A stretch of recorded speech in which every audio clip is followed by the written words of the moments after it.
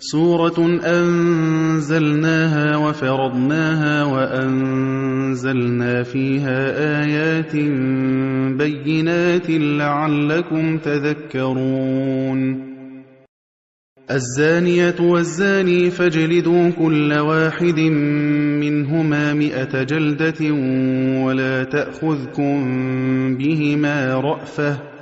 ولا تأخذكم بهما رأفة في دين الله إن كنتم تؤمنون بالله واليوم الآخر وليشهد عذابهما طائفة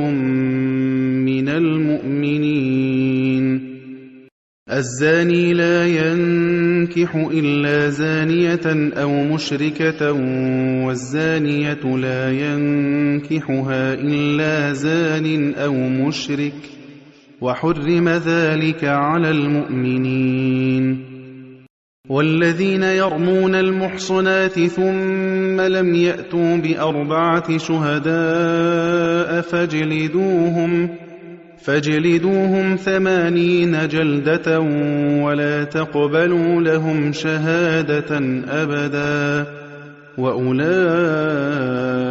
هم الفاسقون إلا الذين تابوا من بعد ذلك وأصلحوا فإن الله غفور رحيم